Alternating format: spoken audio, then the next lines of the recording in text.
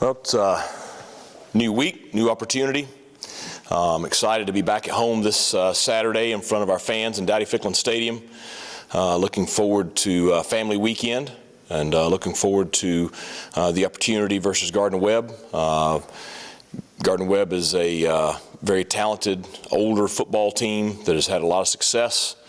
This group won their conference championship last year. They have played very, very well in ball games like this, including the opener this year against Appalachian State.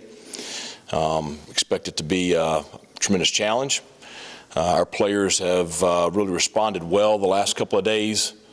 They're determined to continue to push each other to work to improve. None of us are happy with the results of the first 3 games. That being said, they have worked each week to prepare to go into that ball game with an opportunity to win.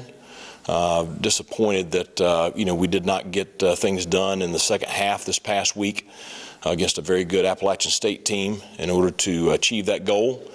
Yet at the same time, I continue to be pleased with the determination of our coaching staff and our players to improve each day and to improve each week. So excited about this upcoming week and looking forward to the challenge on Saturday. Questions?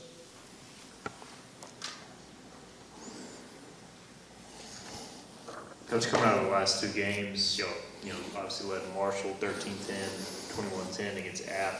What are some of the biggest learning points as a staff, as players y'all can learn from, what happened in the second half of those games? Well, I think, when you look back at them in a loss, certainly a lot of things get magnified. And I think, allowing the touchdown right before the half this past weekend, is magnified because obviously going in 21-10 versus 21-16 is a big difference right there.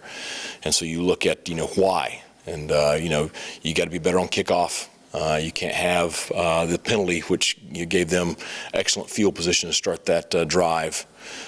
We did have one breakdown defensively on that drive, and you got to eliminate that. And so you start looking at all those things. Well, all those things are what right now is keeping us from consistently, playing at the level, throughout a full 4 quarters to be able to get the win. And so, you address each of them individually, but the big focus has got to be, in what we're doing on the practice field, Sunday, today, tomorrow, Thursday. And my big focus is, our coaches, we've got to continue to teach and instruct and, make sure that we're putting the players in the very best situations so that they can be successful. I know that the players are very motivated to be successful. And so we got to, right now our big focus is on us. And we got to, keep working together and keep putting in the effort and push ourselves to improve. And that's the big focus for today's practice. We got to, make sure we have a great Tuesday practice, and that sets us up for success on Saturday. Coach, you talked about a little bit about the penalties, and that's usually not part of a Mike Houston program. How do you do things at practice to combat that and try to get that? Our coaches kind of walking around saying, hey, that's a hold, you can't do that, and that kind of thing, and really emphasize things? Well, I think, we obviously emphasize it on Sunday. And we've emphasized it all last week too. I think the big thing for me is looking at what the penalties are. Some of them come from fundamentals and technique. And, when you see a holding call, a lot of times it's because you're getting your body out of position. Now you got to understand that there's a point where you gotta let go. There's holding on every play. I mean, it's across the board on every play, but there's holding that gets called and holding that's part of the game. And just teaching players, the point, that line right there. And then there is some discipline penalties, and we had fewer of those. Okay, we only had a couple of those this past weekend, but still, you got to eliminate those. There's no point. I always tell the players, the pre-snap and the post-whistle penalties, those are the ones you can't have. The false starts, offsides, and then anything after the play is over. You can't have those. And so that's something that you got to, we've done a good job of eliminating those. We still had a couple last week, so you got to eliminate those. You had a couple on Saturday that's just, out of pure effort and, understanding, when to do something, when to not. We had 3 intentional grounding penalties on Saturday, and certainly the intent was there to get us out of a bad situation. But there's a way to do it, and there's a way not to do it. So it's addressing all of them individually, and you address them all throughout the week with everything you see on tape. And we got to cut down the self-inflicted errors. That's the big thing right now. Coach, John Gilbert wrote a statement to the Pirate Club talking about the expectations, and even that the last 2 bowl seasons almost raised those expectations. He also just talked about fans and donors, I guess, have a right to be concerned. I guess I'm just curious your thoughts on that, and if you and your staff just kind of share those same sentiments as well. Well, I mean, none of us are pleased with the start of the season. You know, I've mentioned that in my opening statement. And certainly John and I are on the same page with what we expect. And I don't think the expectations are the same across the board. I understand frustrations the way we started the season. At the same time, I also understand what the players are doing, what the coaches are doing to try to make sure that we give the Pirates a chance to win each week. So I would say that I am as committed as I can be. The players and coaches are as committed as they can be, and we're going to work our tails off to get things going in the right direction. And we've got a great challenge this coming weekend, and at the same time, every week is going to present a great challenge. So the focus just has to remain in the moment. Being 1-0 in the moment. Coach, entering week 4 now of the season, guys are a little banged up and bruised. Just an overall general health update, and then any status on Tyler Savage's recovery? Well, I think every team in the country is probably banged up and bruised, and I think we've played 3 very physical football games against very physical teams, and we're a very physical team. So you got some bumps and bruises. That's part of it. The guys are doing a good job with taking care of their bodies and trying to recover each week, and I think our athletic training staff's doing an outstanding job with recovery with some of our long-term guys. You asked specifically about Tyler. Tyler's probably still a few weeks away, and I hate that he's in this situation, but that's just one of many guys that are dealing with some stuff. I've noticed Brock Spalding's been playing a lot on the outside. What is your evaluation of his play so far? And also, do you think he's versatile enough to where we might see him at the slot as well? Well, actually, he's been playing at the slot and also playing on the outside. So he's been playing both. We got a couple of guys doing that. So obviously, we do think he's versatile enough or we would not play him at both. Brock's a young guy who I think he has a lot to him. The best thing I can say about Brock is just that I trust him. And, he's going to make some mistakes every once in a while, but he's not going to make many because he's a pretty smart player. And, I think, the more opportunities he has, I think the more things he's going to do to help our team. Coach, you spoke last week about getting the running back started, and we saw a little bit of that on Saturday. What needs to happen to get more towards where you guys want to be? Well, I think you can look at everything. All 3 phases, and it's a cumulative effect. And what I mean by that is, you can't look at one position and just say, well, that's the issue, or you can't look at another and say that's the issue. It's a culmination of 11 playing together, and we talked about that last week. But I thought we did some things better on Saturday that allowed us to create some positive plays in the run game. But it's going to take everybody continuing to improve to get to the point that we want to be at. But that being said, you can say the same thing about special teams, or you can say the same thing about us defensively. It's going to have to be a cumulative effect of everybody working together in order to get the desired results. Now that you had time to look at the tape, quarterback position, did Alex do enough to hold on to the job at the start of this week? And the turnovers were there as well. Just your evaluation of him in the quarterback position going into Gardner. Well, I think, the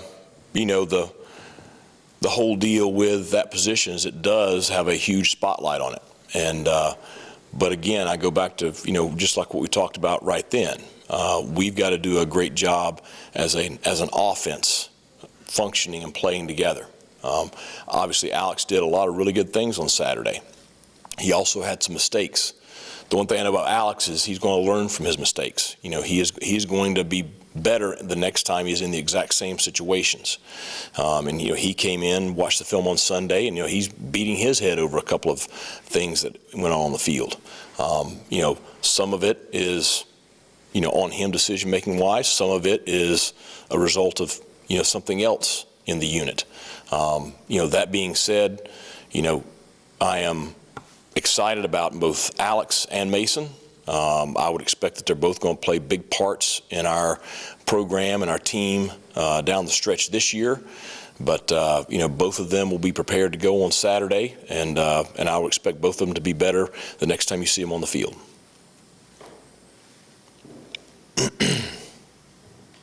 Are y'all, with the quarterbacks, are y'all at a point where truly practice plays a big role in who starts Saturday versus, who's coming off the bench, or is it, I guess is it kind of a week-to-week, day-to-day type of deal right now with that position?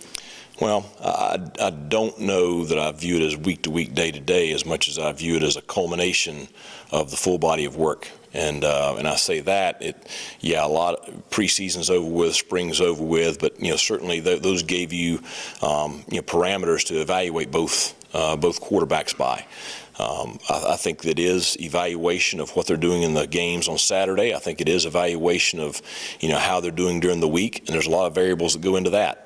The one thing I will tell you is, we're going to do no matter what the position, we're going to do whatever puts the Pirates in the best position to be successful on game day. And, we've got to do a great job as coaches of putting not only the quarterbacks, but all of our players in positions to be successful. And there's a lot that goes into that too. But that's how I would answer that question.